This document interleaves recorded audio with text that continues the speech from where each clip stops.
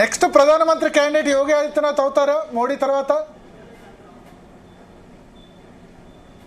భలేవారండి, journalist అనిపించుకున్నారండి మీరు. ఇప్పుడే మేము హాయిగా ఢిల్లీ గెలిచామని ఆనందంగా ఉన్నాం, మీరు ఏంటి ఇంకోటి ఏదో వేరే ప్రశ్నే వేస్తున్నారు. నాది కూడా, నేను అందరికన్నా జూనియర్ మోస్ట్, దేశంలోనే జూనియర్ మోస్ట్ పొలిటీషియన్. లేదు లేదండి, జూనియర్ మోస్ట్ అయిన కోరిక మీకు కొన్ని ఆకాంక్షలు ఉంటాయి కదా. అట్లా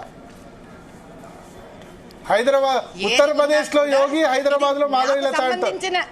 యూపీలో యోగి, హైదరాబాద్ లో మాధవీలత, హిందుత్వ ఫేస్.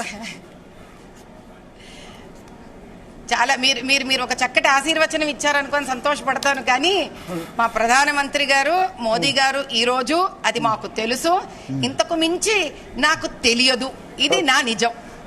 ఢిల్లీ విషయానికి వద్దాం. ఢిల్లీలో అరవింద్ కేజ్రీవాల్ కూడా ఓడిపోయారు, మనీష్ సిసోడియా ఓడిపోయారు.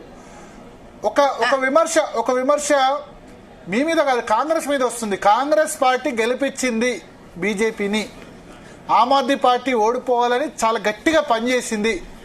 ఈ విజయం బీజేపీది ఎంతో కాంగ్రెస్ కూడా అంతే. కాంగ్రెస్ కూడా క్రెడిట్ ఇవ్వాలి.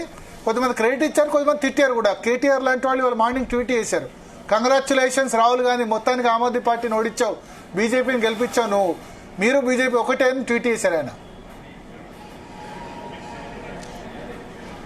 ఇది ఎలా ఉందో చెప్పనా అండి, హిందీలో ఒక సామెత ఉంది, నాచిన జానే ఆంగన్ తేడా అని. వాడికి డాన్స్ చేయడం రాదంట, కానీ ఏదో నేల బాగలేదు, గచ్చుగా ఉంది, అందుకే నేను కింద పడిపోయాను అన్నాడంట. ఎలా ఉంటుంది వ్యవహారం. ఇప్పుడు కేటీఆర్కి ఉన్నది పోయింది, అన్ని పోయాయిగా కేటీఆర్కి.